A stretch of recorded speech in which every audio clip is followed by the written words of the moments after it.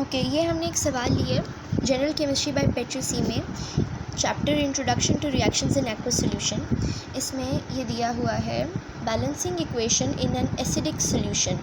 तो acidic solution में balance करेंगे हम एक इक्वेशन को।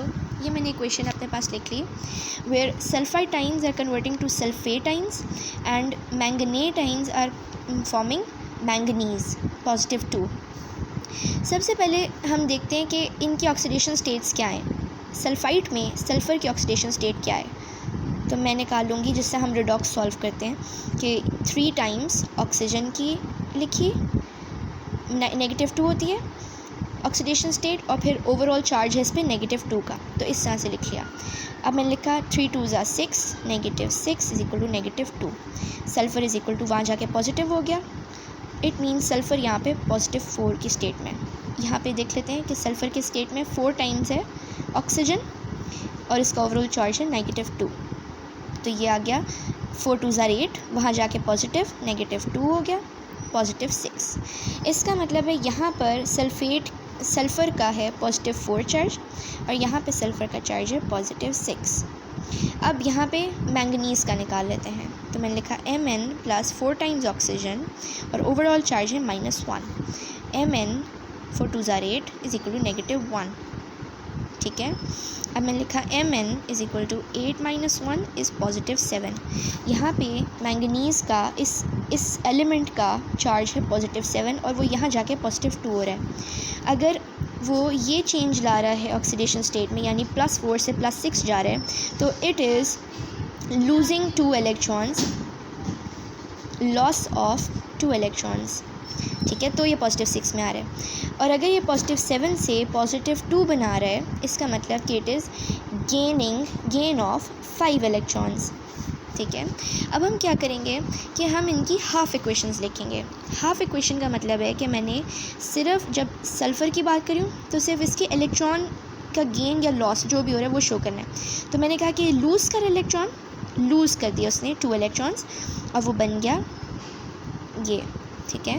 ये इसकी हाफ़ इक्वेशन होगी। अब मैंने लिखा मैंगनीज़ के लिए, तो मैंने लिखा कि ये था O4 नेगेटिव, यहाँ पे +7 था, इसका मतलब इसने 5 इलेक्ट्रॉन्स गेन किए और इससे बना लिया Mn +2। ये इन दोनों की हाफ़ इक्वेशंस आ गई। अब इस तरह के क्वेश्चंस जिसमें इलेक्ट्रॉन्स बैलेंस नहीं होते, उसमें हम सबसे पहले इलेक्ट्रॉन्स बैलेंस कर लेते हैं। तो मुझे इन दोनों को बराबर करना है ताकि कैंसिल आउट हो सकें।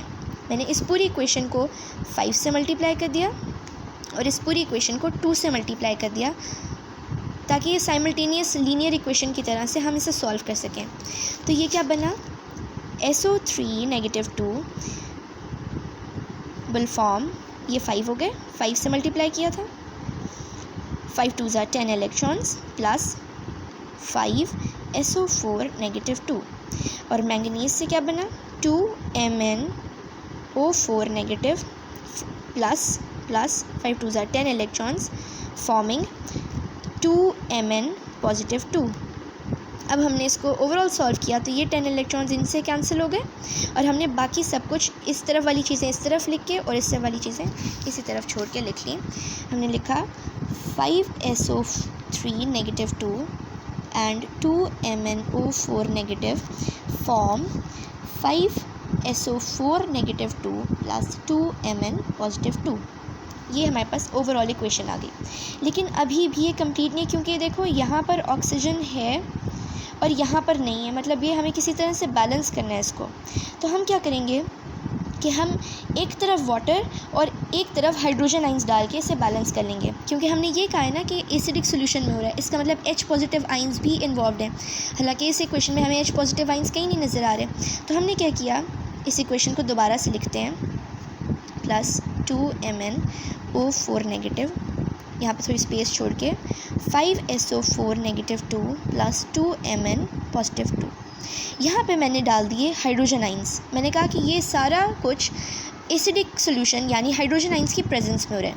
अब यहाँ तो हाइड्रोजन आइंस है नहीं, तो हम क्या करेंगे, यहाँ पे वाटर बना देंगे H2O। ये रूल्स हैं, हमेशा ऐसे ही होगा कि hydrogen ions will be on the left hand side of the equation यानी रिएक्टेंट्स में, और वाटर जो है वो हम राइट हैंड साइड या प्रोडक्ट्स में ले लेंगे।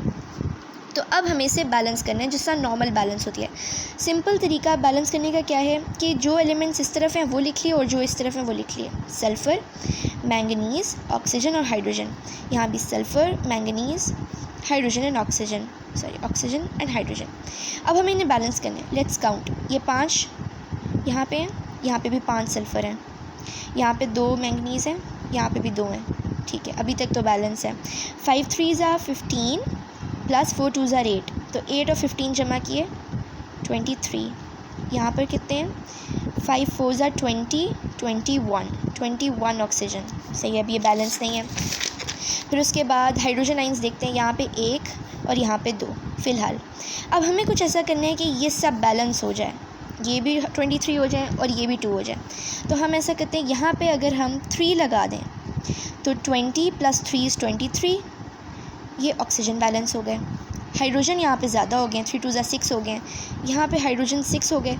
तो हमने क्या किया, यहाँ पे 6 लगा के हाइड्रोजन्स बैलेंस कर लिए। अब देखो, अब सब कुछ बैलेंस है, सब कुछ बैलेंस है। ये हमारी ओवरऑल इक्वेशन है।